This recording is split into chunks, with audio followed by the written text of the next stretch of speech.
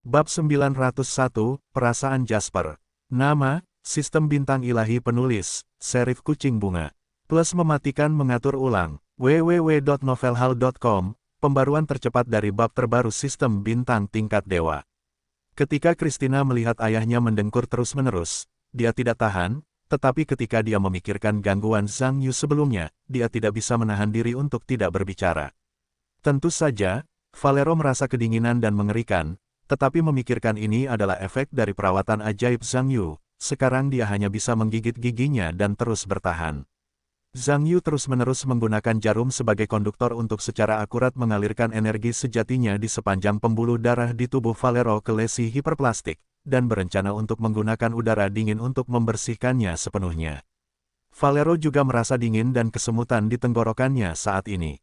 Tampaknya tempat yang sakit sedang mengalami beberapa perubahan aneh, yang juga mengejutkannya dengan perawatan ajaib Zhang Yu. Ruangan itu sunyi untuk sementara waktu. Zhang Yu merasa bahwa persiapan awal hampir selesai, dan meminta Valero untuk mengambil semangkuk obat kedua dan meminumnya di mulutnya, dan jangan menelannya. Setelah itu, dia memerintahkan Christina untuk membawa pot yang bersih. Ketika Jasper mendengar ini, dia bergegas melakukan pekerjaan ini. Bagaimanapun, Zhang Yu sekarang adalah satu-satunya harapannya yang tak terucapkan, dan dia memiliki kesempatan untuk secara alami mencoba memperbaiki hubungannya dengan pihak lain. Zhang Yu tidak menolak sanjungan Jasper. Siapapun yang melakukan pekerjaan itu sama saja. Karena pihak lain ingin melakukannya, lakukanlah. Ketika semuanya sudah siap, Zhang Yu meminta Valero untuk menelan obatnya. Saat Valero menelan obatnya, Zhang Yu dengan cepat mengeluarkan beberapa jarum, lalu mengulurkan tangan dan menepuk punggung pihak lain, dan pada saat yang sama mengeluarkan rasa marah. Oh, Valero menelan obat yang telah ditelannya lagi tanpa terkendali, tepat di hadapan Jasper yang berdiri di seberangnya. Respons Jasper juga sangat cepat. Sebagian besar cairan dalam semprotan refleks terkondisi disemprotkan ke dalam bak mandi. Tentu saja, sejumlah kecil disemprotkan padanya, tetapi itu tidak membantu. Valero mengikuti dengan batuk yang tampaknya tersedak, dan darah menetes dari sudut mulutnya. Ketika Christina melihat ini, dia bergegas untuk mengambil foto ayahnya, tetapi ketika Zhang Yu menggelengkan kepalanya, dia hanya bisa berhenti. Zhang Yu menunggu Valero batuknya membaik, dan membiarkan Valero meneguk cairan lagi ke dalam mulutnya.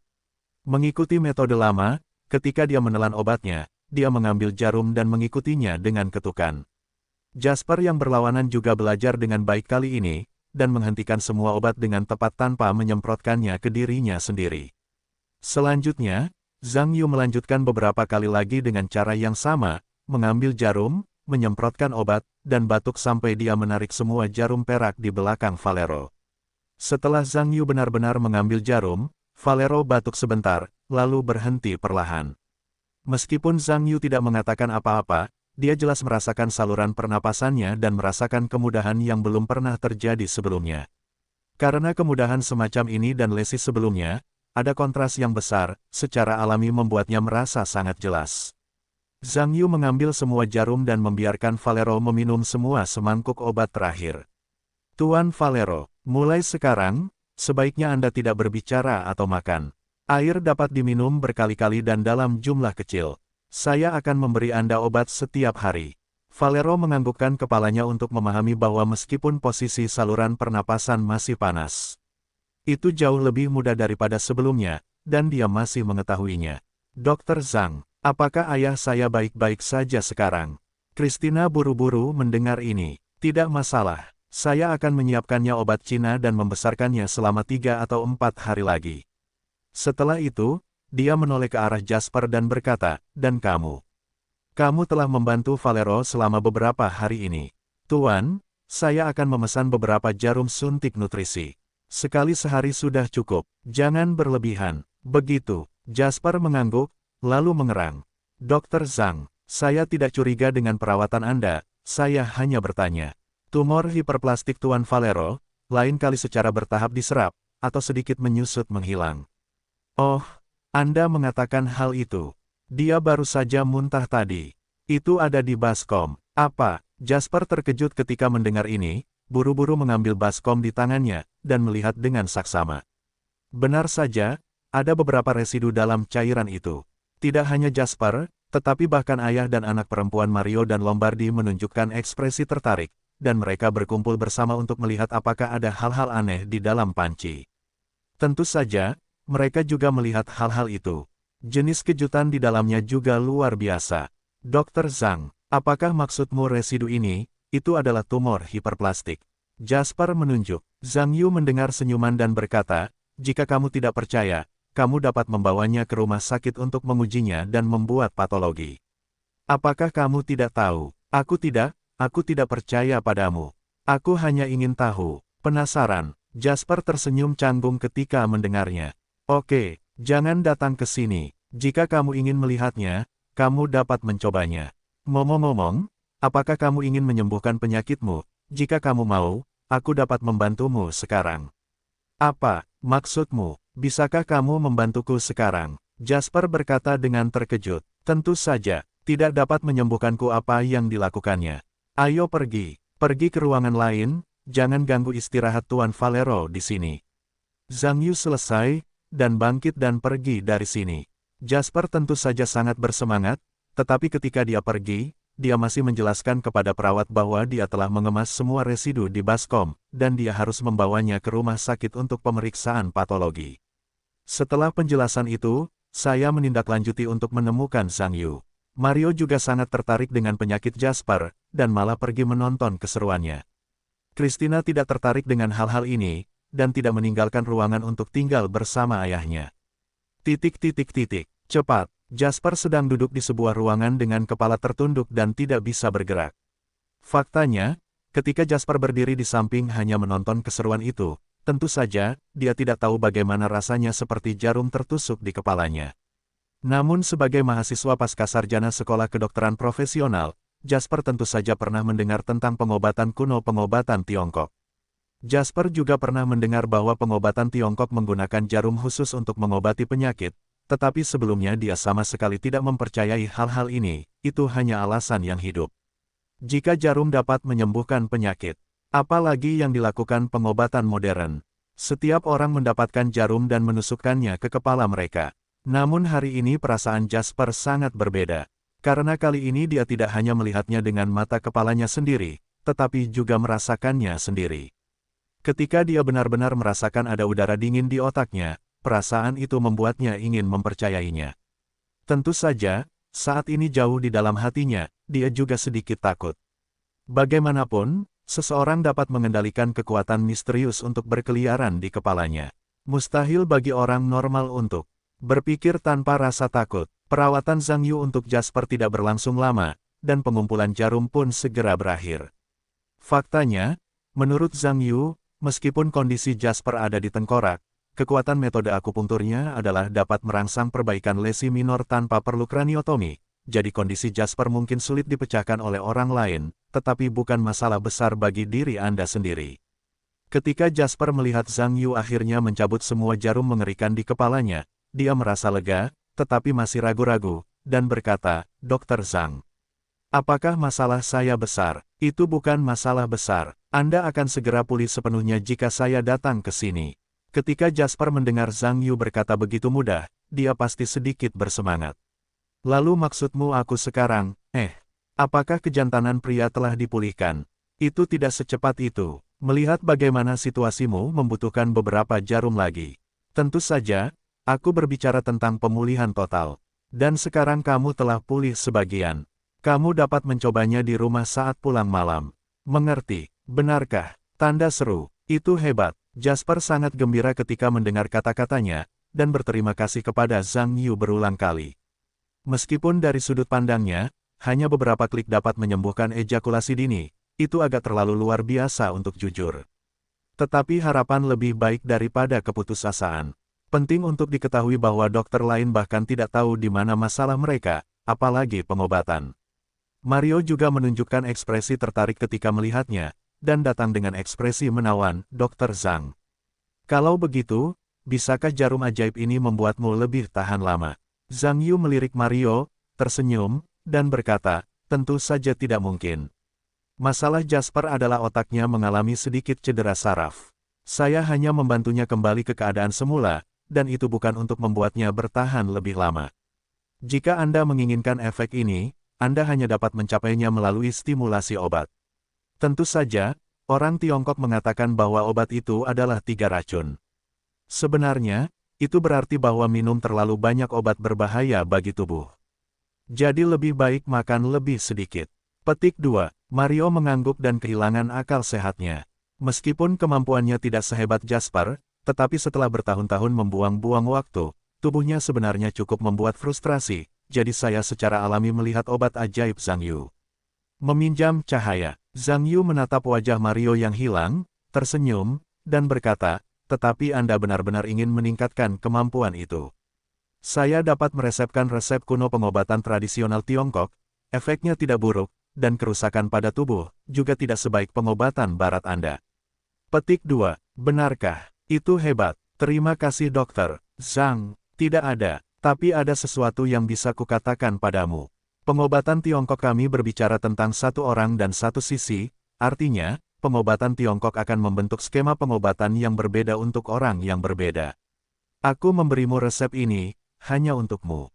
Jika kamu keluar dan makan sesuatu yang salah, itu urusanmu sendiri. Jangan salahkan aku. Tenang saja, Tuan Zhang. Aku tidak akan pernah melewatkannya. Mario mengangguk cepat. Zhang Yu kemudian membantu Mario mengukur denyut nadinya. Dilanjutkan dengan menolak satu set resep unik untuk Mario. Tentu saja, bahan obat yang berbeda diukur, dan dia juga dicocokkan secara individual sesuai dengan kondisi fisik Mario saat ini. Pada saat yang sama, setelah meminta Mario untuk mengambil resepnya, dia pergi ke toko obat Tiongkok di pecinan untuk membeli obat, dan kemudian memberi bos lebih banyak uang untuk membantunya merebusnya dan meminumnya sesuai resep. Setelah Zhang Yu menghabiskan semuanya, dia tidak repot-repot untuk kembali beristirahat. Jasper dan Mario juga meninggalkan Lombardi dengan untungnya, dan pergi untuk urusan mereka sendiri. Sore harinya, pramugari Lisa menelepon Zhang Yu dan memberitahu Zhang Yu tentang kekasih rahasia yang berkomunikasi dengannya. Begitu Zhang Yu mendengar penolakan pihak lain untuk berdamai dengan Lisa, dia tidak mengatakan apa-apa, dan memintanya untuk menunggu panggilan teleponnya besok pagi. Dia harus menyiapkan sesuatu terlebih dahulu. Sore harinya, Zhang Yu dan Christina makan malam, dan tiba-tiba teringat Ma Hao dan Zhou Jin, lalu menelepon Mario. Mario sekarang ada di sana bersama Zhang Yu. Setelah menutup telepon, dia pergi ke villa dan pergi. Ma Hao dan Zhou Jin dihancurkan oleh anak buah Joseph malam ini. Sebenarnya, keduanya tidak tahu mengapa Joseph begitu baik padanya, terutama Ma Hao. Ma Hao merasa bahwa dia tidak menghabiskan lebih sedikit uang untuk tubuh Joseph sebelumnya. Saat itu, dia masih mengatakan bahwa saudara laki-lakinya dan saudara laki-lakinya telah berbicara dan tertawa. Joseph tidak hanya menangkap dirinya dan Zhou Jin tanpa menjelaskan alasannya, dia juga membuat saudaranya terus-menerus menyiksa dirinya dan Zhou Jin. Ma Hao dan Zhou Jin tinggal di Jin Yiyu, tempat mereka menderita kejahatan seperti itu. Jika mereka berdua tahu bahwa datang ke Roma akan berakhir seperti ini, mereka tidak akan datang untuk mendapatkan banyak uang. Pada hari Selasa, Ma tidak dapat memahami mengapa Joseph ingin memperlakukan dirinya sendiri seperti ini. Sebenarnya, itu karena Joseph tidak memberi mereka kesempatan untuk mengetahuinya. Dari sudut pandang Joseph, saya tidak sabar untuk membunuh mereka berdua sekaligus untuk mendapatkan kejahatan di hati saya. Dia tidak marah karena dia diratakan oleh kakak laki-lakinya. Itu karena Anda menyinggung bos Anda. Siapa bosnya? Kota Roma itu payah, dan seluruh Italia diikuti oleh sosok-sosok yang gemetar. Membiarkan diri Anda menyinggung bos bukanlah seperti mendorong diri Anda ke dalam api. Jadi, jika bukan karena bos Mario yang menjelaskan dirinya sendiri, jangan bunuh kedua bajingan ini. Joseph sudah lama memberitahu orang-orang untuk melemparkan mereka ke laut untuk memberi makan hiu, karena orang yang ingin membuat diri mereka tidak beruntung harus lebih buruk dari diri mereka sendiri. Meskipun Joseph tidak bermaksud membunuh keduanya, dia tidak bermaksud membuat mereka nyaman. Jadi dia meminta anak buahnya untuk menyiksa mereka sebanyak mungkin tanpa menyakiti hidup mereka. Mereka pasti tidak nyaman. Perintah Joseph membuat semua orang asing itu keluar darinya, terutama dua orang itu, Genal dan Bruno, juga menggaruk gigi mereka terhadap Ma Hao dan Zhou Jin. Cukup tersiksa. Ketika Joseph menerima telepon dari Mario, pasangan itu memakan burger di mulut mereka dan kembali ke gedung bengkel yang menyiksa mereka. Ketika Joseph melihat Ma Hao dan Zhou Jin lagi, Gunnar sedang memompa kaki keduanya dengan papan kayu. Keduanya mendengus dan menangis, dan tangisannya menyedihkan. Gunnar dan Bruno melihat sang kakak datang dan buru-buru berhenti menyiksa kuda itu dan datang pada hari Selasa. Ma Hao dan Zhou Jin melihat Joseph muncul, dan segera berbicara kepadanya dengan air mata beringus di wajahnya, tetapi karena mereka disumbat di mulut mereka hanya bisa mengeluarkan suara dengungan, tetapi mereka tidak dapat mendengar apa yang sedang dikatakan. Joseph menatap mereka berdua, dan pada saat yang sama mencibir tanpa tergesa-gesa, dan berkata, "Oke. Cepat berkemas di sini, Bos dan Tuan Zhang akan datang." Keluarga Gunnar mengangguk ketika mereka mendengar kata-kata itu, dan segera sibuk. Meskipun Matu SD tidak perlu disiksa sekarang, keduanya ingin berbicara dengan Joseph, tetapi Joseph pura-pura tidak melihat mereka. Setelah Joseph membersihkan anak buahnya, dia meninggalkan bengkel dengan beberapa orang. Mobil Mario dengan cepat datang ke halaman bengkel. Setelah berhenti, keduanya keluar dari mobil bersama-sama. Melihat keduanya, Joseph segera berlari dengan sekelompok adik laki-laki di sekitarnya untuk menyapa. Zhang Yu hanya menjawab, dan kemudian berkata, "Bagaimana dengan mereka berdua? Semuanya tertutup di sana, apakah kamu akan melihatnya sekarang?" Joseph berkata dengan hormat, "Pimpin jalan." Zhang Yu mengangguk dan mengikuti Joseph ke bengkel. Ketika Zhang Yu memasuki bengkel, segera di bawah cahaya redup, dia melihat Ma Hao dan Zhou Jin masing-masing diikat ke kursi. Keduanya telanjang dan mulut mereka disumpal. Keadaan tampaknya sangat malu, hanya melihat bentuk kedua Zhang Yu tahu, seharusnya tidak terlalu menderita di sini. Ma Hao melihat Zhang Yu muncul di tengah kerumunan, dan ekspresi terkejut di wajahnya tampak seperti melihat hantu. Meskipun Zhou Jin juga sangat terkejut, dia tidak seberlebihan seperti yang terlihat pada Ma Hao, untuk mengetahui bahwa dia telah diikat seperti ini untuk waktu yang lama, dan dia juga memikirkan banyak alasan mengapa Joseph mungkin memalingkan wajahnya. Salah satunya adalah bahwa masalahnya mungkin ada pada Zhang Yu, jadi ketika dia melihat Zhang Yu seolah-olah dia baik-baik saja, dia muncul di tengah kerumunan, tetapi dia tidak sebersemangat Ma Hao, tetapi dia merasa bahwa kali ini, tampaknya tidak terjadi apa-apa. Jadi diselesaikan dengan baik. Zhang Yu melihat isi mulut mereka dan berkata, "Biarkan mereka bernapas." Joseph mengangguk, memerintahkan anak buahnya untuk berjalan mendekat, dan mengeluarkan selotip dan barang-barang di mulutnya. Ma Hao dan Zhou Jin batuk beberapa kali, tetapi akhirnya mereka bisa bernapas dan berbicara dengan normal. "Baiklah kalian berdua, aku tidak menyangka bahwa setelah kalian meninggalkan kelompok itu, kalian tidak kembali ke negara kalian, tetapi berlari ke Roma untuk bertemu secara diam-diam. Mengapa? Apakah aku baru saja begitu membencimu?" Wajah Ma Hao sangat jelek. Dia tidak pernah menyangka bahwa Joseph tiba-tiba memalingkan wajahnya karena Zhang Yu. Faktanya, pada awalnya, dia mengira bahwa Joseph berencana untuk makan hitam, dan setelah meraih Zhang Yu, dia masih ingin meraih dirinya sendiri. Tanpa diduga, Zhang Yu sekarang berdiri di sini seperti tidak ada yang lain. Zhou Jinping kembali merasa sedikit takut, dan berkata, "Saudara Zhang, ini semua salahku. Bisakah kamu memaafkanku kali ini jika kamu tidak mengingat penjahat itu? Selama kamu bisa memaafkanku, kamu membiarkanku apa yang bisa kamu lakukan?" Zhang Yu melirik Zhou Jin dan tidak berbicara, hanya menatap Ma Hao dan ingin mendengar apa yang dia katakan. Ma Hao mendengus dan berkata, "Nama belakang Zhang. Aku tidak menyangka kamu cukup kuat, kamu bahkan bisa makan di Italia. Oke, kali ini kita mengakuinya. Syarat apa yang kamu miliki, katakan saja, bukan uang." Kurung buka, bukankah itu hanya uang? Zhang Yu memikirkan hal ini, mencibir, dan menoleh untuk melihat Joseph. "Italia, sejak kemarin, bagaimana kamu menghibur mereka?" Joseph buru-buru berkata, "Tidak ada yang perlu dihibur. Aku terutama takut pada Tuan Zhang, kamu tidak bahagia, dan kamu tidak berani bunuh diri. Itu hanya keributan kecil. Kamu lihat, apakah kamu ingin memberi mereka makan besar sekarang?" "Oke, aku hanya ingin melihat apa makanan besarnya." Zhang Yu mengangguk. Joseph mendengar bahwa dia buru-buru mewarnai Genal, dan pihak lain segera berbalik untuk menyiapkan barang-barang. Meskipun Zhou Jin yang sensitif tidak tahu apa yang dikatakan Zhang Yu, itu jelas bukan hal yang baik. Dengan wajah pucat, dia memohon belas kasihan, "Aku salah Zhang. Tolong maafkan aku tidak akan berani lagi lain kali." Meskipun Ma Hao juga sedikit takut, dia tidak ingin dilunakkan, dia berkata dengan keras, Zhang Yu. Jangan terlalu banyak, jangan lupa, pengaruhku di negara ini tidak lebih rendah darimu. Intinya, kamu memiliki harga yang cepat, kita akan menghapus masalah ini. Kalau tidak, setelah aku kembali ke Tiongkok, apakah kamu pikir aku bisa menelan napas ini? Sebenarnya, kata Ma Hao, bukan hanya dia yang punya nyali, tetapi dialah yang ingin menggunakan chip di tangannya sebanyak mungkin untuk membuat pihak lain mundur.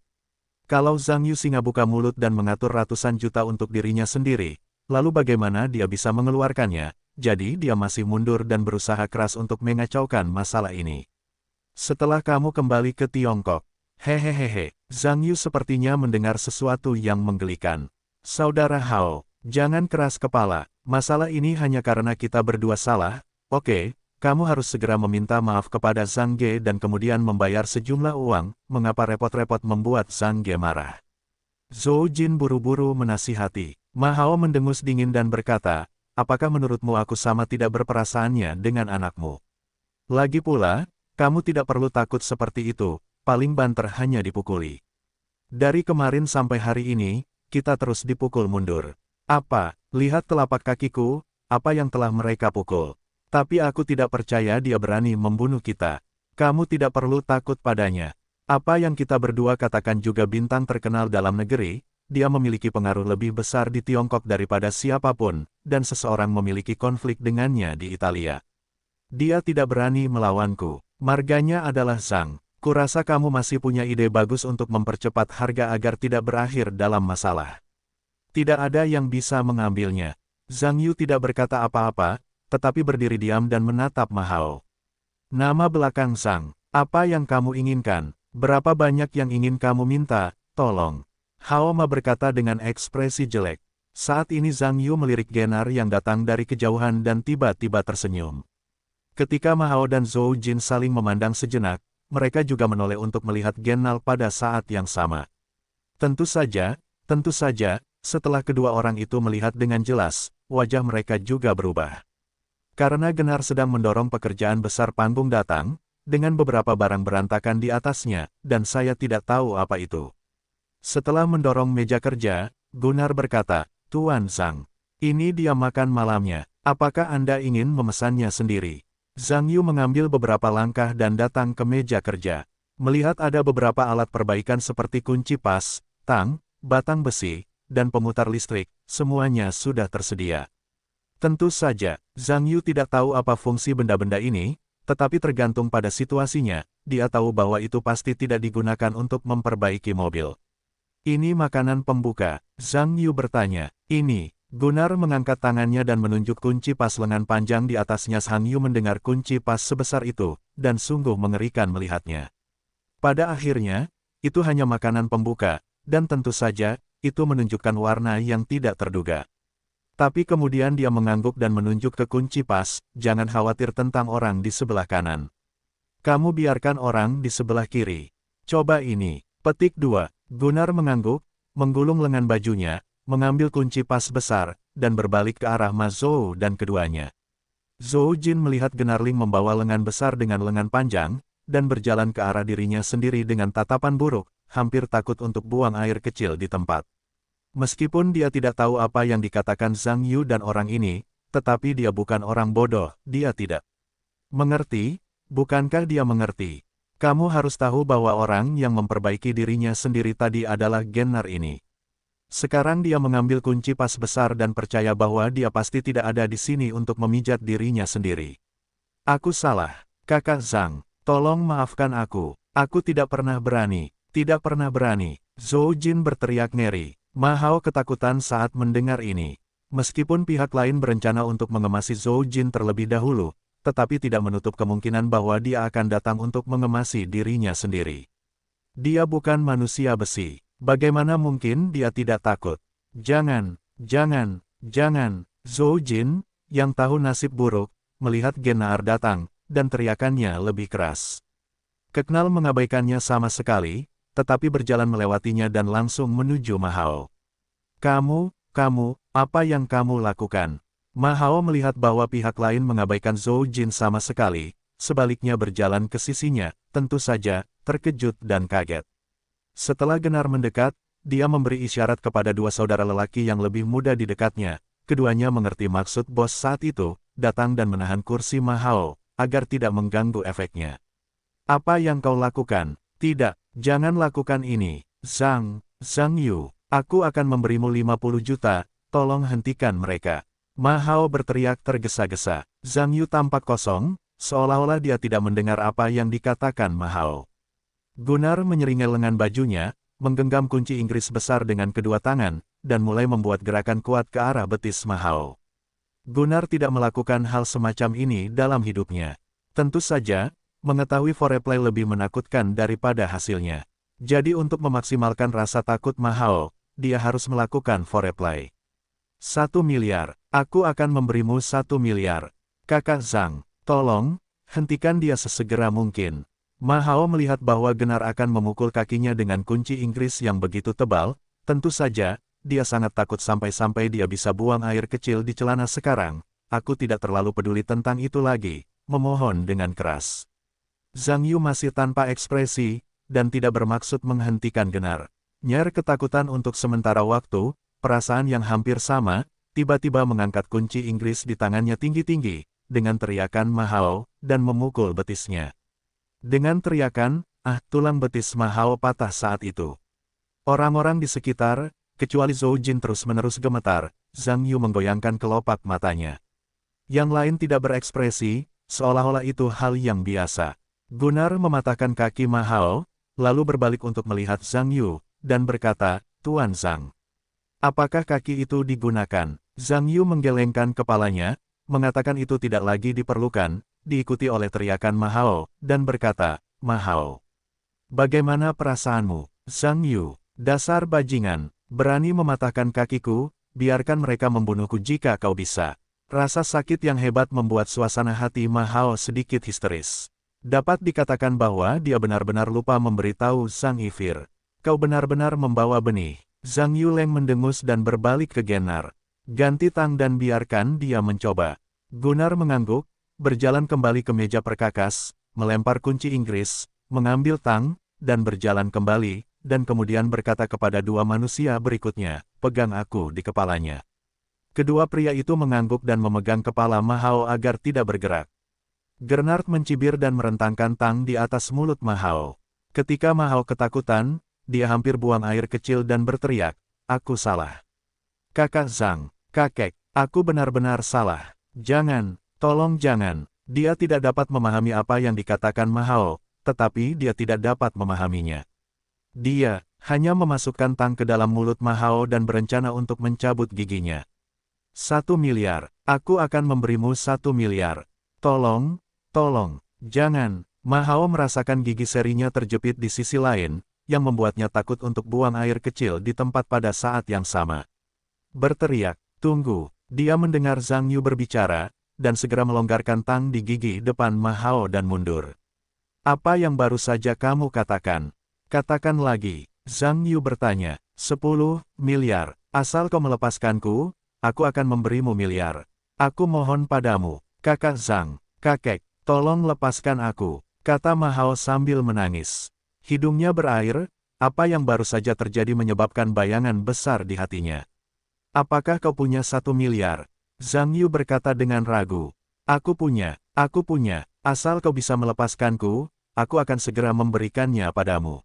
Mahao menangis. Zhang Yu berpikir sejenak, dan berkata, baiklah. Aku akan membiarkan ponselmu datang, dan kau dapat mentransfer informasi bank kepadaku untuk melihatnya. Jika benar-benar ada 1 miliar di dalamnya, maka aku akan melepaskanmu. Tetapi jika kau berani berbohong padaku, kau tahu betapa serius konsekuensinya. Aku tahu, aku tidak berani berbohong padamu, ratap Mahao. Tidak, tapi, kakak Zhang, aku tidak punya uang tunai sebanyak itu di bangku sekarang. Apa katamu? Ekspresi Zhang Yuanyan langsung menjadi jelek. Melihat ini, Mahao buru-buru berkata, jangan marah, saudara Zhang. Uangku, sebagian besar ada di keluargaku, aku masih memiliki beberapa aset tetap, dan aku pasti bisa menghasilkan 1 miliar yuan. Selama kamu mengizinkanku memberi rumah, ayo panggil. Mereka akan bisa memberimu uang besok. Zhang Yu mendengar ini dan mengerang. Ma Hao melihat bahwa dia akhirnya menyelamatkan hidupnya dengan 1 miliar yuan, dan dia merasa lega, tetapi dia berbohong, sebenarnya, dia tidak punya 1 miliar sama sekali. Lelucon, 1 miliar adalah jumlah uang yang besar. Bahkan jika kamu menghancurkan dirimu sendiri, kamu tidak dapat menghasilkan uang sebanyak itu. Tetapi Ma Hao berani mengatakan ini. Salah satunya adalah bahwa dia benar-benar ketakutan tadi, hanya untuk menyelamatkan hidupnya, dan meneriakkan harganya. Yang lain, yang juga cemas, untuk sementara waktu muncul dengan trik menyelamatkan nyawa. Yaitu, masalah penculikan harus diteruskan ke negara. Ma Hao datang ke Italia kali ini. Dapat dikatakan bahwa tidak seorang pun kecuali Zhou Jin yang memberitahu siapapun sama sekali.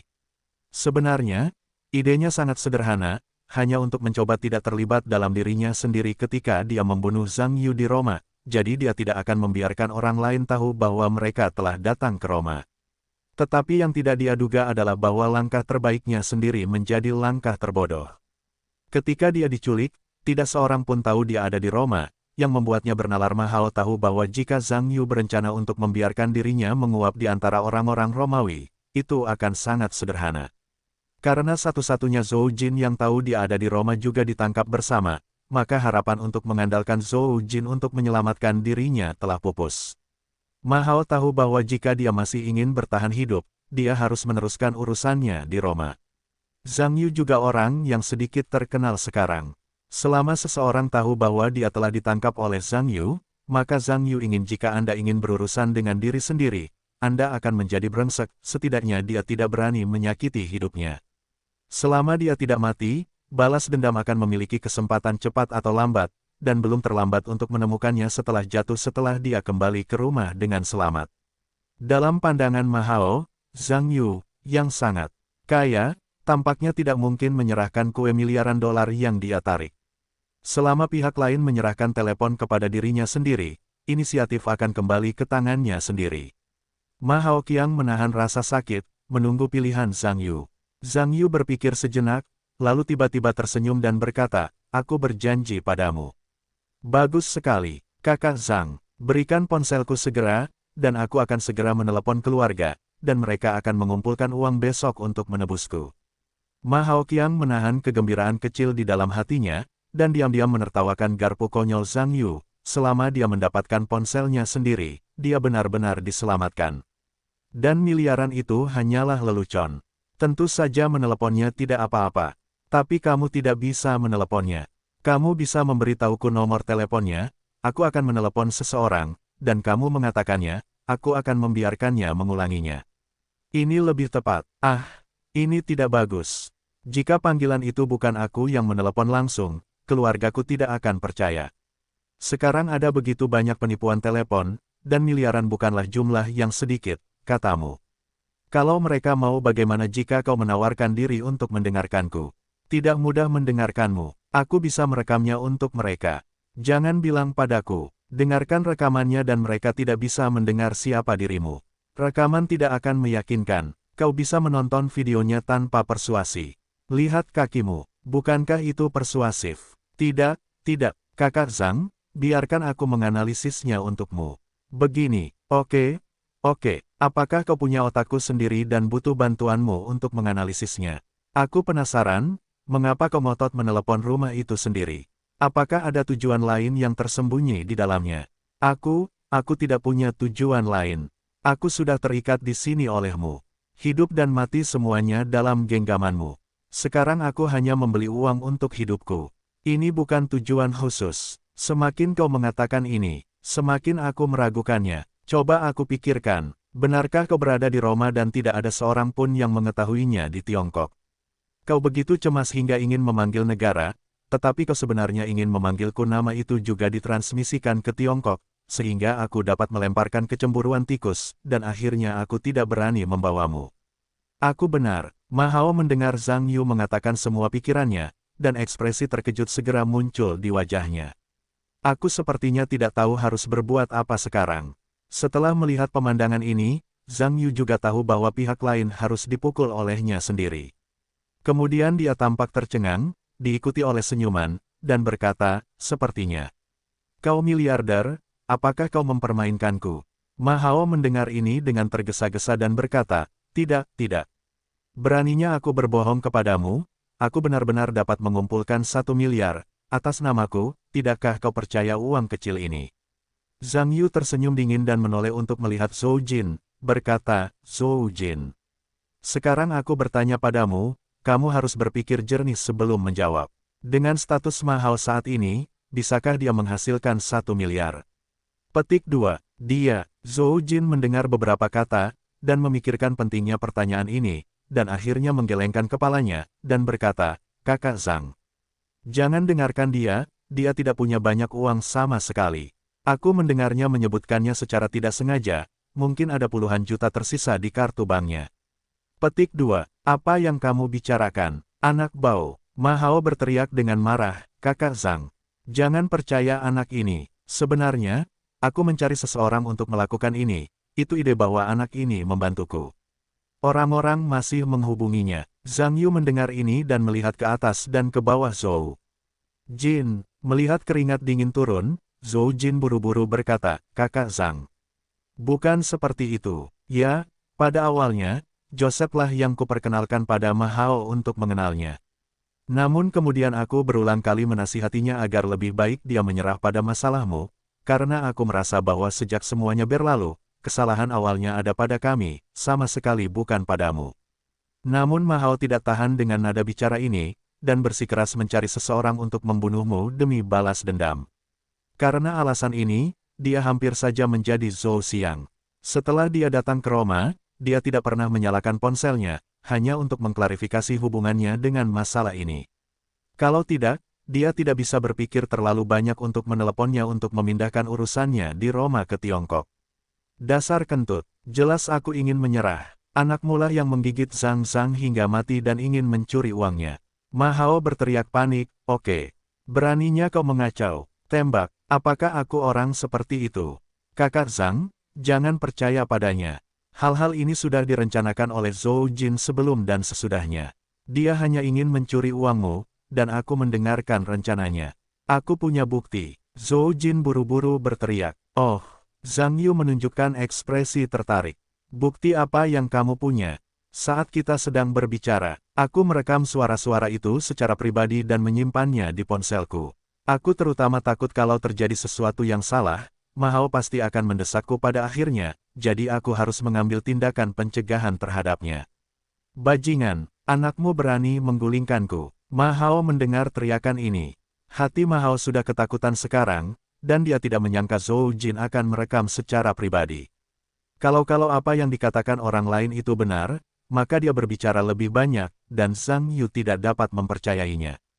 Zhang Yu mendengar bahwa mereka mengabaikan mereka, dan meminta Joseph untuk mengambil kedua ponsel mereka. Zhou Jin, dalam omelan Ma, mengatakan kata sandi ponselnya, dan pada saat yang sama menggunakan sidik jarinya untuk memasuki sistem pribadi. Fungsi perekaman. Zhang Yu meminta Ma Hao, yang sedang memarahi, untuk menutup mulutnya, mengenakan headphone, dan mendengarkan dengan saksama. Rekaman itu sangat jelas. Percakapan antara keduanya pada dasarnya sama dengan yang dikatakan Zhou Jin. Dengan bukti ini, Zhang Yu sepenuhnya memahami fakta bahwa Ma Hao bertekad untuk membalas dendam pada dirinya sendiri, dan ingin menghabiskan banyak uang untuk dirinya sendiri dan akhirnya bunuh diri. Zhou Jin melihat Zhang Yu melepas headphone-nya, sepertinya sudah selesai mendengarkan, dan buru-buru memohon belas kasihan, Saudara Zhang. Anda juga mendengarkan rekaman itu, Anda seharusnya tahu sekarang. Jika bukan karena kematian Ma Hao dan menggigit Anda, saya akan kembali ke Tiongkok sekarang. Saya harap Anda dapat memberi saya kesempatan lagi. Selama Anda dapat melepaskan saya kali ini, saya tidak akan mengatakan apa-apa. Saya mohon Anda untuk memaafkan saya kali ini. Zhou Jin terus-menerus memohon kepada Zhang Yu. Sebenarnya, itu tidak berarti bahwa dia terlahir pemalu dan takut, tetapi dari sudut pandangnya, hanya amal Zhang Yu yang merupakan satu-satunya kesempatannya untuk bertahan hidup. Karena fakta telah membuktikan bahwa sejak dia berkonflik dengan Zhang Yu, dia tidak pernah menang sekalipun. Dan itu masih dalam lingkungan yang benar-benar adil, dan dia bukan lawan Zhang Yu. Jadi dalam situasi yang benar-benar tidak adil ini, dia akan menggunakan otaknya sendiri lagi, alih-alih memukul senter di lubang, mencari kematian. Dapat dikatakan bahwa Zhou Jin sekarang telah mempertaruhkan semua harapannya pada sedekah Zhang Yu. Zhang Yu telah memahami semuanya melalui rekaman di telepon, jadi dia tidak mengganggu Zhou Jin, hanya memerintahkan orang untuk mengeluarkan isi mulut Ma Hao, dan berkata dengan sedikit dingin, "Ma Hao, apalagi yang bisa kamu katakan?" Ma Hao tahu bahwa Zhang Yu sudah tahu segalanya, tentu saja tidak ada yang perlu dikatakan, tetapi dia hanya bisa belajar dengan menyedihkan. Zhou Jin memohon, Zhang, ini semua salah paham. Aku hanya marah, kata-kata itu bukan niatku semula. Selama kamu bisa melepaskan nasibku, aku bisa memberimu semua uangku. Jika itu tidak cukup, aku akan menemukan cara untuk mengumpulkannya sesegera mungkin. Tolong, Zhang Yu mendengus dingin, alih-alih mengabaikan pihak lain, berbalik dan berjalan ke sisi Mario. Dia merendahkan suaranya dan menggumamkan beberapa kata, dan ingin merujuk pada pendapat pihak lain. Setelah mendengarkan Mario, dia tidak menganggapnya masalah besar. Faktanya, dia tidak melakukan banyak hal dalam hidup ini, jadi tentu saja dia tidak menganggapnya merepotkan. Tetapi mengingat Zhang Yu sekarang adalah tamu di rumah bos, bahkan jika semuanya sederhana, yang terbaik adalah melakukannya dengan serius. Mario memanggil Joseph, dan dosa pihak lain, Zhang Yu, tentu saja tidak pantas. Kesempatan ini dapat digunakan untuk membuatnya bersalah. Joseph sangat senang mendengar bahwa dia memiliki kesempatan untuk melakukan kejahatan, selama Tuan Zhang yang misterius itu tidak membenci dirinya sendiri di masa mendatang, maka biarkan dia melakukan apapun yang dia inginkan. Kemudian dia memulai berbagai saran profesional hanya untuk memuaskan Zhang Yu. Zhang Yu tidak menyangka bahwa saran Joseph cukup profesional. Setelah mendengarnya, dia tahu bahwa hal semacam ini pasti pernah dilakukan sebelumnya. Sekarang setelah ada ahli lagi, semuanya dapat sepenuhnya diserahkan kepadanya untuk ditangani. Menurut pendapat Zhang Yu, karena Ma Hao berani bunuh diri secara pribadi, jangan salahkan dia karena bersikap kejam padanya. Setelah Zhang Yu menjelaskan masalahnya dengan jelas, dia tidak ingin membicarakan Ma dan pergi bersama Mario pada hari Selasa. Ma Hao dan Zhou Jin melihat Zhang Yu berbalik dan berteriak dengan cemas. Keduanya tidak bodoh. Zhang Yu dan Joseph hanya bergumam begitu lama, saya yakin itu pasti bukan hal yang baik.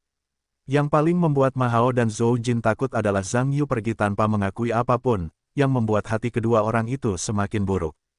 Karena Zhang Yuzai masih memiliki sedikit rasa aman, perasaan bahaya yang suram ini lebih kuat dari sebelumnya. Joseph menyuruh keduanya pergi dan kembali untuk menjelaskan sesuatu kepada Gunnar. Gunnar mengangguk dan mengerti, dan segera pergi untuk bersiap. Joseph kembali dan melihat keduanya. Akhirnya, kepada Ma Hao, dia berkata, "Oke, nak. Kamu juga mengatakan kepadaku bahwa namamu adalah Sun Hao. Ternyata kamu berbohong kepadaku sama sekali, kamu sebenarnya dipanggil Ma Hao." Karena Joseph berbicara dalam bahasa Inggris kali ini, Ma Hao dapat mengerti, dan buru-buru memohon, "Saya salah. Joseph bos, saya tidak berbohong kepada Anda saat itu, saya salahkan saya sejenak. Saya masih memiliki uang tunai 80 juta yuan di sini. Selama Anda membiarkan saya pergi, saya dapat mentransfer semua uang itu kepada Anda." Joseph juga melonjak dalam hatinya ketika dia mendengar jumlah yang dilaporkan oleh pihak lain. 80 juta yuan lebih dari 10 juta euro. Itu juga sejumlah besar uang untuk diri Anda sendiri, dan tidak mungkin untuk membicarakannya. Tetapi ketika saya mengingat penjelasan dari bos Mario, dia juga tahu bahwa jika dia benar-benar menerima uang itu, maka dia akan menyinggung Tuan Zhang yang misterius, dan percaya bahwa bahkan jika dia memiliki nyawanya, dia tidak akan memiliki kehidupan untuk dibelanjakan. Menggertakkan giginya, menekan keserakahan di hatiku, berkata, Ma Hao, serius, kamu benar-benar punya banyak uang. Tapi aku tidak berani mengambilnya. Kamu masih membawanya ke neraka untuk menghabiskannya. Setelah itu, dia berkata kepada orang-orang di sekitarnya, bahwa dia tutup mulutku. Tidak, tolong. Karena ketakutan, Ma Hao didorong dengan handuk di mulutnya selama berteriak, dan kemudian dililit dengan selotip beberapa kali, dan dia tidak dapat berbicara sama sekali.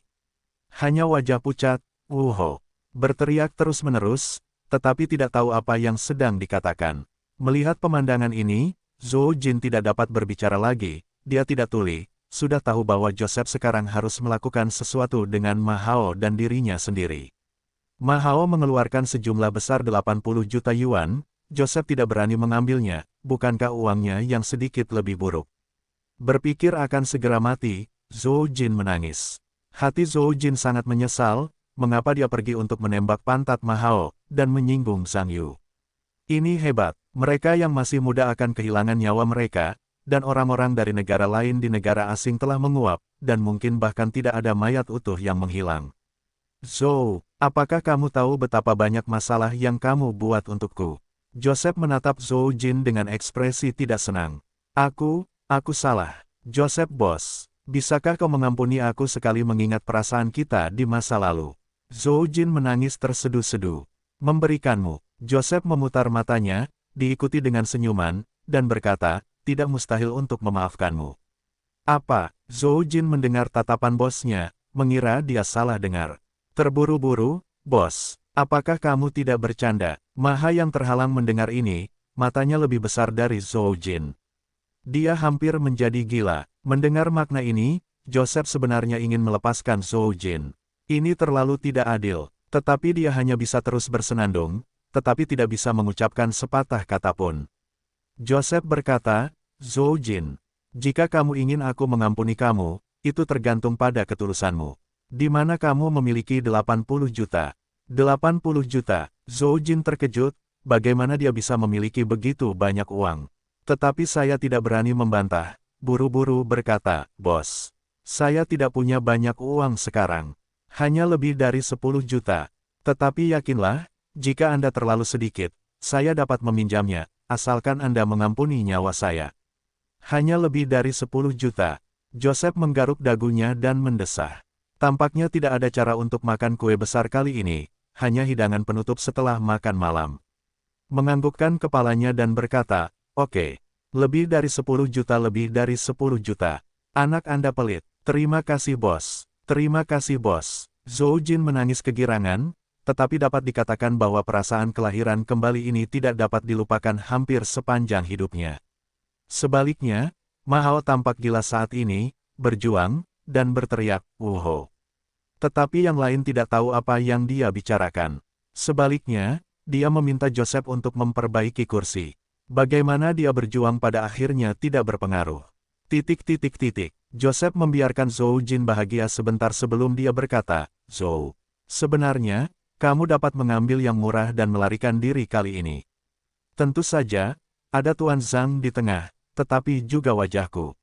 Namun, jika kamu ingin benar-benar baik-baik saja, kembalilah lakukan satu hal untukku. Jika kamu tidak bisa melakukannya, maka kamu tidak punya uang. Aku akan membawanya ke neraka. Aku melakukannya. Tanda seru. Aku harus melakukannya. Bos Joseph, kamu beritahu aku, kau ingin aku melakukan apa saja.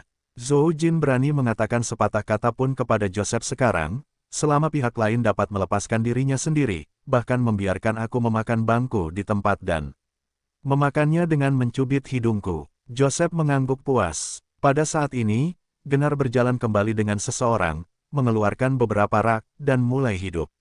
Zhou Jin berdiri di samping dan menatap beberapa orang dengan wajah aneh, bertanya-tanya apa yang akan mereka lakukan. Baru saat itulah Joseph memberitahu anak buahnya untuk melepaskan Zhou Jin dari kursinya. Zhou Jin melihat bahwa dia akhirnya bisa berdiri. Meskipun kakinya masih sedikit keras kepala, dia mungkin tidak akan pernah melupakan perasaan seumur hidup ini. Zhou Jin juga berencana, dia tidak akan pernah memainkan permainan berbahaya seperti itu di kehidupan selanjutnya. Tampaknya kali ini, dia akhirnya mempertaruhkan nyawanya sendiri. Jika dia belum belajar dari kesalahannya, dia tidak akan berhasil. Punya orang bodoh.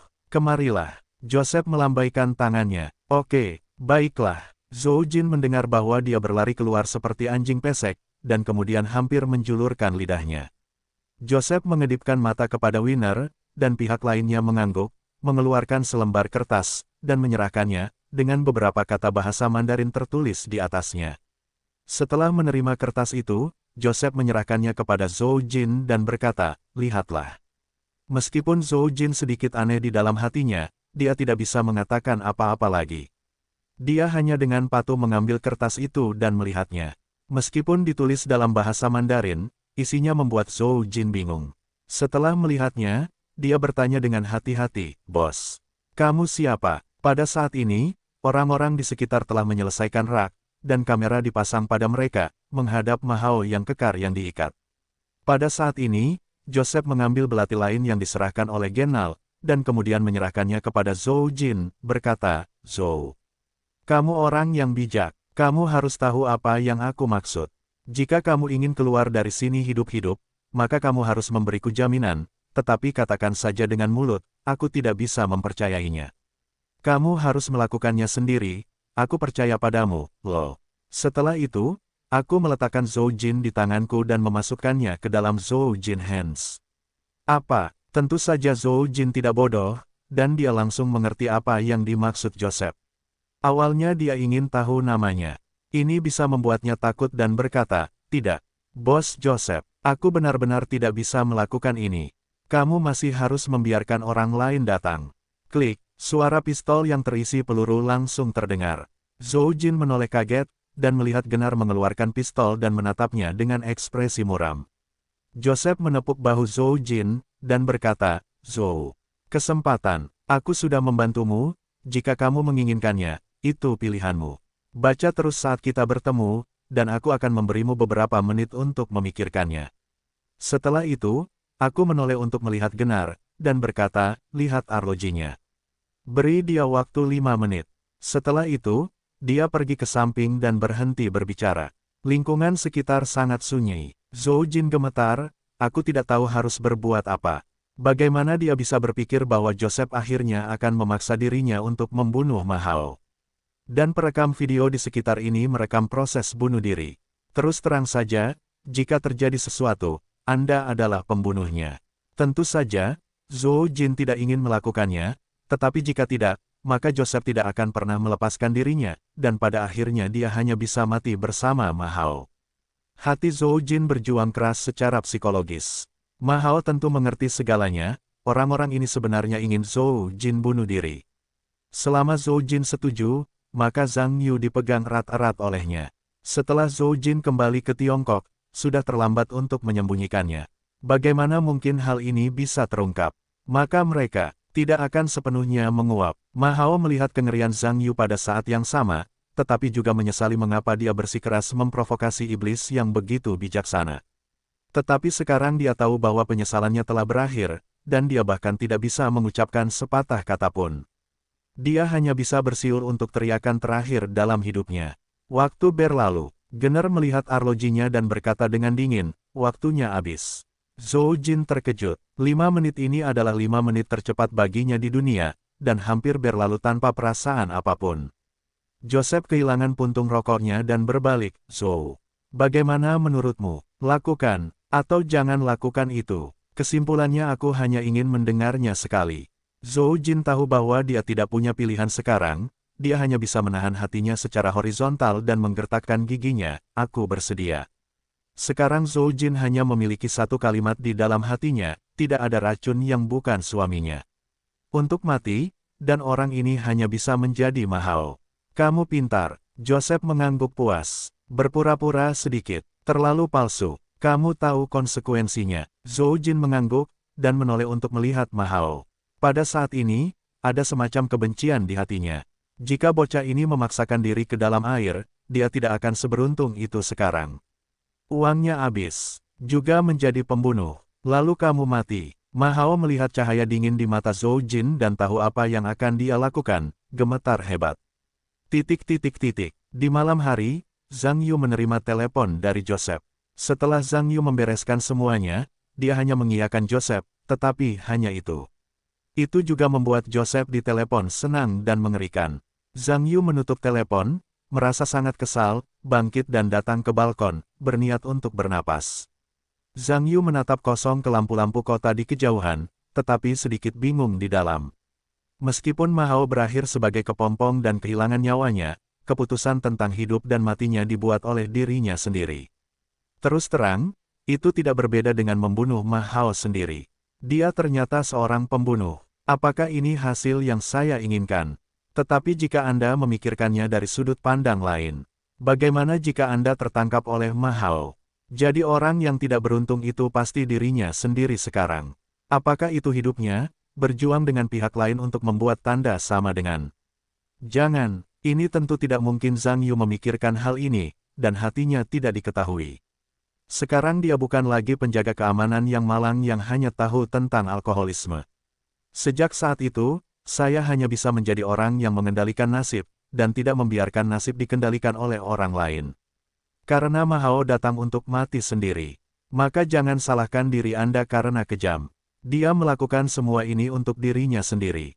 Tidak perlu menambahkan beban psikologis yang begitu besar kepada orang yang ingin bunuh diri. Tidak perlu sama sekali. Zhang Yu memikirkan semuanya, bermaksud untuk berhenti memikirkannya, meregangkan tubuhnya, dan kembali ke kamar untuk tidur. Pagi-pagi sekali keesokan harinya, sarapan, Christina ada rapat di pagi hari dan pergi dengan mobil. Mario datang ke villa, dan keduanya mulai mengganggu Valero di luar villa. Di tengah jalan, Lisa menelepon dan Zhang Yu memintanya untuk menyetir langsung. Tidak lama kemudian, Lisa juga datang ke Villa Lombardi. Zhang Yu menghabiskan obatnya dan meminta Mario untuk memberi Valero minum. Setelah Valero selesai minum obatnya, biarkan Mario menyetir dan beberapa orang pergi ke kota untuk membeli sesuatu. Zhang Yu membeli sesuatu yang istimewa kali ini. Jika bukan karena Mario, saya khawatir saya tidak akan dapat menemukan banyak barang di Roma. Namun, meskipun begitu, itu hanya sebagian. Kecil saja, tidak semuanya. Namun, Zhang Yu juga tahu bahwa barang-barang yang ingin dibelinya ini cukup istimewa. Tidak mungkin untuk mengumpulkan semua barang di Roma. Sungguh mengejutkan bisa mencapai level saat ini. Namun, meskipun begitu, barang-barang Zhang Yu di mobil cukup membuat Mario dan Lisa takut. Karena Zhang Yu hampir membeli beberapa cacing ular dan semut. Bagi orang biasa, semuanya adalah monster. Sekilas, orang-orang merinding. Siapa yang bisa membelinya? Terlebih lagi, itu sudah terlalu banyak. Ketika beberapa orang kembali ke Villa Lombardi dengan monster mobil, Jasper baru saja memberi Valero jarum nutrisi dan sedang duduk di villa menunggu Zhang Yu. Ketika dia melihat Zhang Yu kembali, dia langsung berlari menghampiri dan menyapa Zhang Yu. Karena sekarang Jasper, Zhang Yu sudah dianggap sebagai dokter hebat pertama di dunia. Faktanya, Jasper meninggalkan villa kemarin sore dan langsung membawa muntahan Valero ke rumah sakit untuk analisis patologis. Dengan koneksi medis yang bagus, Jasper dengan cepat memperoleh hasil eksperimen, dan apa yang dimuntahkan Valero memang merupakan tumor sisa. Ini mengejutkan Jasper. Zhang Yu benar-benar dapat membiarkan tumor yang berkembang biak itu jatuh dan dikeluarkan tanpa operasi. Jika bukan karena matanya sendiri, dia tidak akan percaya bahwa ada obat yang begitu mengejutkan di dunia. Tetapi yang membuat Jasper semakin berharap adalah bahwa penyakitnya mungkin juga sedang pulih. Ini membuatnya, saya bergegas kembali ke rumah. Setelah melihat istri saya buru-buru menariknya ke tempat tidur untuk eksperimen jangka panjang. Jasper sangat gembira dengan efek perawatan berikutnya, karena penampilannya tadi malam jauh lebih baik daripada catatan sejarah, dan dia benar-benar mulai pulih. Faktanya, dalam hal kejutan, istrinya lah yang lebih gembira daripada Jasper. Ketika dia tahu bahwa suaminya menemui seorang dokter dewa, dia dapat menyembuhkan ejakulasi dininya, yang membuatnya sangat gembira. Meskipun dasar emosional kedua orang itu bukanlah hal utama, tetapi siapa yang bisa tumbuh sedikit lebih pendek? Itu canggung. Saya telah hidup sendiri selama bertahun-tahun. Tentu saja, ketika istri Jasper tahu bahwa perawatan itu akan menelan biaya 10 juta, dia juga merasa terlalu mahal. Tetapi pasangan itu meneliti untuk waktu yang lama, dan akhirnya sampai pada kesimpulan bahwa uang dapat dihasilkan tanpa uang, tetapi asterisk hilang, maka kedua orang dalam kehidupan ini hanya dapat berharap untuk mendesah. Dua yang terakhir juga sampai pada suatu kesimpulan. Berapa banyak uang juga berkuasa. Keesokan harinya, Jasper secara alami bersikap baik kepada Zhang Yu dan membuatnya merasa sedikit mati rasa. Dan begitu mereka bertemu, mereka mentransfer biaya pengobatan sebesar 10 juta euro ke rekening Zhang Yu. Tentu saja, Zhang Yu juga merasa sangat puas. Tampaknya pengobatan ini benar-benar cara yang baik untuk mendapatkan uang, dan dia menghasilkan 10 juta lagi dalam sekejap mata. Yang tidak diharapkan Zhang Yu adalah Lisa tercengang ketika dia melihat pemandangan ini. Biaya pengobatan medis Zhang Yu sebenarnya berjumlah puluhan juta euro, yang merupakan banyak uang, bahkan jika Anda menghancurkan diri sendiri keluarkan begitu banyak uang. Bagaimana dengan penyakitmu sendiri? Memikirkan hal ini, wajah Lisa sedikit pucat. Tentu saja, Zhang Yu tidak tahu apa yang dihadapi Lisa. Dia telah mengumpulkan uang di pihaknya sendiri. Tentu saja, dia harus membantu Jasper untuk perawatan tahap kedua. Setelah beberapa saat, pengumpulan jarum selesai. Berikutnya, giliran Lisa. Ketika Jasper dan Mario mendengar bahwa Zhang Yu akan sembuh lagi, mereka berdua menjadi tertarik dan ingin tinggal dan menyaksikan keseruannya. Secara khusus, Jasper sangat tertarik dengan metode pengobatan Zhang Yu. Meskipun dia tidak dapat memahaminya, dia dapat memiliki pengalaman yang panjang, dan setidaknya dia dapat membanggakan diri karena telah keluar. Zhang Yu tidak masalah. Keduanya suka menontonnya, hanya saja mereka dapat tinggal dan berjuang untuk diri mereka sendiri. Jasper dan Mario membantu Zhang Yu membawa banyak barang ke dalam ruangan. Setelah Zhang Yu membereskan semuanya, dia berkata, "Lisa, kemarilah dan duduk." Lisa membeku, berjalan mendekat dan duduk di seberang Zhang Yu. Zhang Yu melihat Lisa seolah-olah dia khawatir, dan mengira dia khawatir tidak bisa menyembuhkannya. Tertawa, "Lisa, meskipun racun di tubuhmu sudah dalam fase awal, itu tidak cukup untuk diatasi, jadi jangan takut." Dokter Zhang, sebenarnya, aku tidak begitu takut. Masalah besarnya adalah mati. Yang utama, Lisa berkata bahwa itu agak kusut. Lalu apa yang kamu khawatirkan? Zhang Yuanyan menunjukkan ekspresi aneh. Yang utama, aku tidak punya uang sebanyak itu. Jangan sebutkan biaya perawatan 10 juta, aku bahkan tidak bisa mendapatkan 1 juta. Lisa berkata dengan sedih. Lisa tidak bodoh. Ketika Zhang Yu membantu Jasper hanya beberapa kali, itu adalah 10 juta. Aku telah membuat pertempuran besar di pihakku sendiri, dan tidak perlu dikatakan bahwa biaya pengobatannya pasti sangat besar. Jadi Lisa merasa sedikit sedih sekarang, dia hampir mencapai level terakhir, hanya karena dia tidak punya uang.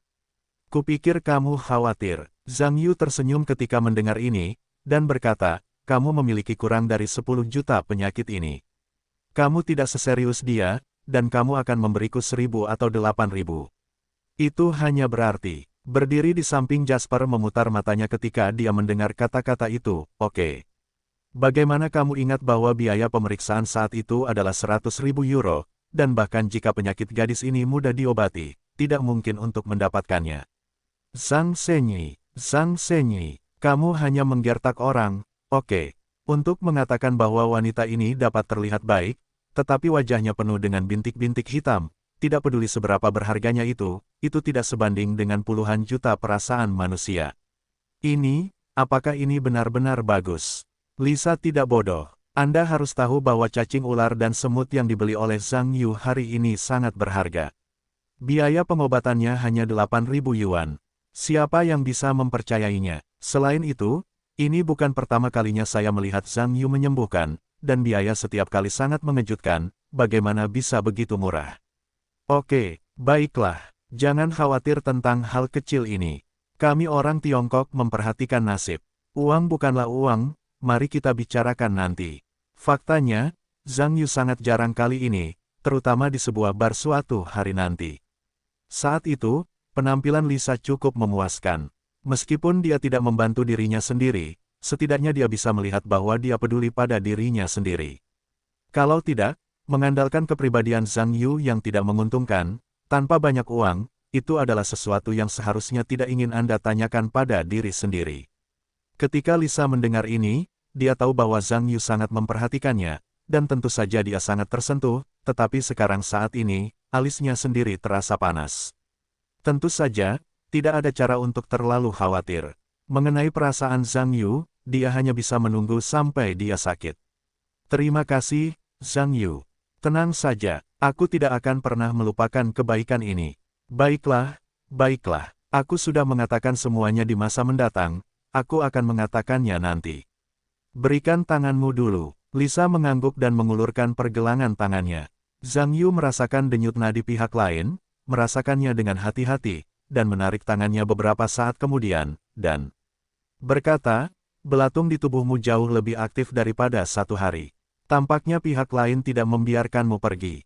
Lisa sedih ketika mendengar kata-kata itu, dan berkata, teleponku. Dia sama sekali tidak menjawabnya. Akhirnya aku meminjam nomor telepon asing seorang kolega dan meneleponnya. Dia menjawabnya, tetapi aku tidak banyak bicara. Singkatnya, dia menutup telepon. Apa yang dia katakan? Dia bilang aku terlambat untuk semuanya. Katakan padaku untuk tidak menelepon lagi di masa mendatang. Hah, karena dia tidak tahu cara mengangkat, jangan salahkan aku karena bersikap kasar. Ngomong-ngomong, aku akan mencukurmu sebentar, oke? Tentu saja Lisa terkejut ketika mendengar bahwa pihak lain telah mencukur kepalanya, jadi mengapa tidak menyapa terlebih dahulu atau mempersiapkan diri secara mental. Tentu saja, Zhang Yu melihat ekspresi terkejut Lisa, tetapi dia berkata tanpa daya, tidak mungkin. Barang utama yang ingin aku beli belum lengkap di Roma, jadi aku hanya bisa sedikit menyalahkanmu. Meskipun Lisa tidak tahan, dia pikir rambutnya akan tumbuh setelah dia pergi, dan hidupnya akan hilang. Sambil menggertakkan giginya, dia berkata, tidak apa-apa. Masalah besar, aku akan bekerja dengan Wig. Kamu pergi ke kamar mandi dan tunggu. Aku akan mengambil fadernya. Zhang Yu berdiri dan menemukan fader dan pisau cukur dari banyak barang yang dibelinya, dan tentu saja memesan keterampilan potong rambut. Zhang Yu datang ke kamar mandi, dan hanya butuh waktu singkat untuk mencukur rambut Lisa hingga bersih. Meskipun Zhang Yu sangat puas dengan keahliannya, dia cukup membuat Lisa takut. Karena Zhang Yu menggunakan pisau cukur untuk mencukur, dia berjalan mengitari kepalanya dengan ceria, tidak takut untuk keluar. Untungnya, Zhang Yu sangat bersih pada akhirnya, dan tampaknya baik-baik saja. Setelah Zhang Yu mencukur rambut Lisa, dia memintanya untuk melepas jaketnya dan hanya mengenakan atasan tabung dengan bahunya yang terbuka. Ketika Lisa kembali ke kamar lagi, dia sangat terdiam melihat Mario dan Jasper. Sebenarnya, keduanya sangat aneh. Saya tidak tahu mengapa Zhang Yu mencukur kepalanya. Apakah itu untuk kenyamanan jarum? Tetapi ketika Jasper dirawat, bagaimana dia mendapatkan rambut dan jarum? Tentu saja, Zhang Yu juga memiliki ide untuk menjawab pertanyaan dan keraguan bagi keduanya. Dia mengeluarkan lumpang batu yang dibelinya, mengeluarkan kotak yang berisi kalajengking, menuangkan kalajengking ke dalam lumpang batu, dan mulai menumbuk. Pendekatan Zhang Yu, saat itu, menatap beberapa orang di rumah itu dengan tercengang. Dia tidak tahu apa yang sedang dilakukannya, dan Zhang Yu terus-menerus membuang jangkrik, laba-laba, kadal, dan barang-barang lain yang dibelinya. Di dalam lumpang batu, bunyinya berderak-derak. Jasper adalah orang yang paling luar biasa di sini. Apakah ini juga pengobatan khusus? Jika benda-benda ini dapat menyembuhkan penyakit, bukankah itu dukun legendaris? Jika Zhang Yu tidak membuktikan keterampilan medisnya, Jasper akan menganggapnya pembohong. Ketika Jasper mengambil seekor ular, memotongnya, dan meneteskan darahnya ke dalam lumpang batu, dia tidak dapat menahannya lagi dan berkata, "Dr. Zhang, apa yang sedang Anda lakukan?" Zhang Yu menggoyang-goyangkan ular di tangannya dan berkata, "Tentu saja itu obatnya. Apa lagi yang bisa saya lakukan?" Selama pembicaraan, saya menyadari bahwa ular itu tidak memiliki darah, lalu mengambil satu lagi dan terus menaruhnya. "Bisakah benda-benda ini menyembuhkan?" kata Jasper, sedikit tercengang. "Kamu tidak mengerti setelah mengatakan itu. Jika kamu mengerti, bukankah kamu menjadi dokter ajaib? Apa yang kamu ingin aku lakukan?" Tentu saja, kata-kata Zhang Yu membuat Jasper sedikit malu, tetapi orang lain mengatakan tidak apa-apa. Jika dia mengerti, bukankah dia akan menjadi dokter? Jadi aku harus diam, minggir dan lihat. Wajah Lisa agak jelek, dia sangat malu dalam hatinya. Zhang Yu mengotak-atik hal-hal ini, jangan biarkan dirimu makan. Jika kamu benar-benar ingin makan sendiri, bisakah kamu memakannya sendiri? Zhang Yu tetap hidup di depan beberapa orang, sampai dia menuangkan semuanya ke dalam baskom besar, dan tampak berlendir menjijikkan. Zhang Yu mengenakan sarung tangannya dan mulai mengaduk. Dia tidak berkata kepada Lisa sampai dia pikir dia hampir siap. "Aku mulai, kamu bisa tahan." Setelah itu, dia datang memegang baskom. "Zhang, Dokter, Zhang, kamu tidak bisa memakannya," Lisa berkata dengan sedikit malu. Zhang Yuwenyan tersenyum dan berkata, "Tidak dimakan. Itu dioleskan padamu. Rasanya agak besar, cobalah bernapas dengan mulutmu." Lisa merasa lega ketika mendengar itu tidak dimakan. "Tetapi cukup untuk mengoleskannya ke tubuhku, tetapi sekarang aku sudah menangkap bebek, dan aku hanya bisa menahannya." Zhang Yu mulai mengoleskan benda-benda berlendir ini ke tubuh Lisa. Hanya saja dia mulai menyeka dari bahu, menyekanya ke dalam, satu persatu di sekitar bintik-bintik hitam. Tatana sedang duduk dengan linglung di depan TV. Tiba-tiba dia merasa sedikit kesal. Dia sepertinya menyadari ada yang tidak beres. Dia segera berdiri dan berjalan beberapa langkah di dalam ruangan, rasanya semakin canggung karena kejengkelan ini. Tampaknya cacing pita di dalam tubuh. Situasi ini membuat Tatana sangat aneh.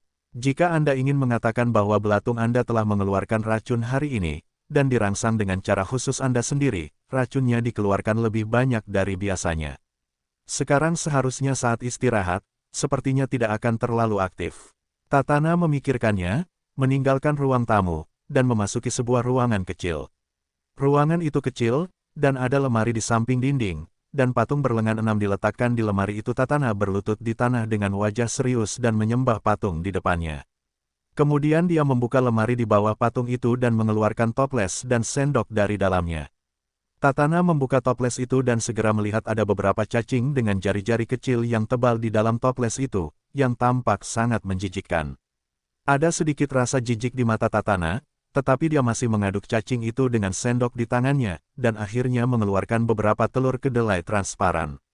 Tatana menahan rasa tidak nyaman di hatinya dan menelan telur cacing itu ke dalam perutnya. Setelah beberapa saat, rasa kesal di hatinya berangsur-angsur menghilang. Dia juga menghela napas lega, meletakkan toples itu kembali ke dalam lemari dan menutupnya lagi. Pintu yang bagus, menyembah patung itu lagi sebelum berbalik dan meninggalkan rumah. Zhang, Tuan Zhang, ada apa dengan wajahku? Lisa bergegas, merasa ada yang tidak beres dengan wajahnya. Zhang Yuanyan menjejalkan baskom di tangannya ke Mario yang merasa jijik, memintanya untuk mengambilnya, dan berbalik untuk melihat wajah Lisa dengan saksama. Baik Jasper maupun Mario sama-sama merasa penasaran, melihat pemandangan ini, dapat dikatakan mereka terkejut pada saat yang sama. Karena bintik-bintik hitam di wajah Lisa bergetar terus-menerus saat ini, seolah-olah berkedut, seolah-olah ada sesuatu yang bergerak di dalam, pemandangan ini terasa bagi kedua orang itu seolah-olah ada sesuatu di dalam diri mereka yang ingin keluar dengan cepat. Tidak masalah, reaksi ini wajar saja terjadi. Duduklah dengan tenang, jangan bergerak-gerak. Setelah Zhang Yu selesai berbicara, dia mengeluarkan beberapa jarum, dengan cepat menusukkan beberapa area di dekat bintik-bintik hitam di wajah Lisa, dan kemudian mulai memasukkan tekanan agitasi Lisa ke dalam tubuh Lisa. Tatana baru saja duduk di sofa dan akan menyalakan TV dan menontonnya sebentar. Kemudian dia gemetar, dan kepalanya pusing lagi. Saat kulitnya berangsur-angsur memucat, dia hanya bisa membantu sandaran tangan sofa, terengah-engah dengan cepat, dan tampaknya tidak tahu apa yang terjadi. Namun Tatana bereaksi cepat, dan itu tidak tampak sesederhana itu. Ia buru-buru menyingsingkan lengan bajunya. Ada bintik hitam besar di lengannya, yang sudah ditutupi rambut hitam, dan tampak sangat menakutkan.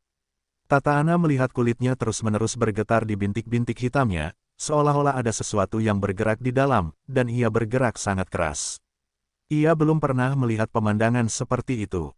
Meskipun bintik hitam ini tumbuh dengan cepat, ia tidak pernah bereaksi sedrastis itu. Apa sebenarnya yang terjadi di sini? Mengapa belatung hitam bereaksi begitu kuat sekarang? Benarkah? Apakah ada yang salah di sana? Pikirkan ini. Tatana buru-buru bangkit dan berlari kembali ke gubuk. Dia tidak peduli untuk berlutut dan memberi hormat pada patung itu, mengeluarkan toples, dan mengambil beberapa telur. Mungkin takut efeknya tidak cukup, diikuti dengan mengambil beberapa sendok. Makan telurnya. Seketika, Tatana merasa lebih nyaman. Tampaknya cacing pita di tubuhnya tidak bereaksi sekuat sebelumnya. Tiba-tiba, Lisa merasakan perasaan aneh yang telah ditekan, dan menjadi ganas lagi, tergesa-gesa dan keras. Zhang. Tuan Zhang, hal itu tampaknya telah dimulai lagi. Tentu saja, Zhang Yu dapat merasakan perlawanan si jantan tiba-tiba menguat, mencibir, dan berkata, tenang. Tampaknya cacing itu telah diberi makan di sana, tetapi itu hanya dapat merangsang si jantan dari kejauhan, dan menunggunya terjadi sebentar. Membosankan. Setelah berbicara, Zhang Yu meningkatkan jumlah kemarahannya untuk melawan dampak cacing jantan. Meskipun Mario dan Jasper tahu sedikit, mereka tidak memiliki masalah dengan IQ. Mereka sudah mendengarnya, dan wajah Lisa tampak dipenuhi serangga berbahaya. Sungguh luar biasa Zhang Yu bisa mengatasi serangga yang mengerikan seperti itu. Tampaknya Zhang Yu harus sembuh di masa mendatang. Jika ada orang yang menularkan serangga mengerikan seperti itu pada dirinya sendiri, maka satu-satunya orang di dunia yang bisa menyelamatkan dirinya adalah Zhang Yu. Meskipun Tatana memakan banyak telur cacing, itu tidak berlangsung lama, dan tubuhnya dengan cepat mulai gemetar lagi. Belatung-belatung itu tidak bisa mengendalikan lompatan naik turun lengannya. Dia tidak punya pilihan selain terus memakan lebih banyak telur cacing. Sampai Tatana menemukan bahwa seluruh tangannya telah menjadi hitam dan telah menyebar ke sebagian besar tubuhnya, bahkan seorang idiot pun tahu bahwa dia tidak bisa lagi memakan telur cacing. Tetapi dia bahkan tidak tahu apa penyebabnya. Hanya satu orang yang bisa memberitahu dirinya sendiri jawabannya sekarang. Memikirkan hal ini, Tatana menjatuhkan panci minggu itu dan berlari menuju ruang tamu. Setelah sampai di ruang tamu, dia berbalik dan tidak dapat menemukan telepon.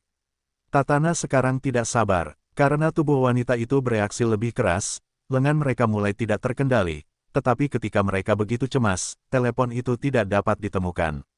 Kamar tidur. Tiba-tiba, Tatana teringat sesuatu, buru-buru berbalik dan berlari ke kamar tidurnya, mendorong pintu ke dalam kamar, dan melihat ponsel terlempar ke tempat tidur. Dia buru-buru bergegas dan menekan salah satu nomor telepon dengan tangannya yang gemetar. Di ujung telepon yang lain, suara siaga menyala, tetapi tidak ada yang menjawab. Sisi Zhang Yu terus-menerus menyesuaikan masukan Qi, dan bintik-bintik hitam di wajah Lisa juga memudar dengan kecepatan yang terlihat oleh mata telanjang. Lihat, bintik-bintik hitam di wajah Lisa sudah mulai memudar, teriak Jasper karena terkejut. Sungguh, Lisa menggigil saat mendengar kegembiraannya. Tentu saja, dia tidak bisa melihat wajahnya, tetapi merasa kulitnya masih gemetar. Namun sekarang setelah mendengarkan Jasper, dia tampak melihat kembali cahaya dalam hidupnya, dan tentu saja dia bersemangat untuk mati. Jasper tertawa, tentu saja benar. Dan penarikannya cukup cepat. Tampaknya efek pengobatanmu cukup jelas. Tentu saja, kamu tidak melihat siapa yang melakukannya. Mario segera menepuk kudanya sambil menunggu kesempatan. Ya, suntikan Zhang Zhenyi, bagaimana mungkin ada obatnya? Hahaha. Jasper juga buru-buru tertawa dan menepuk. Oke, berhenti bicara omong kosong. Mario, saat aku menggerakkan jarum, kamu segera mengoleskan krim pada kulit yang sudah pucat.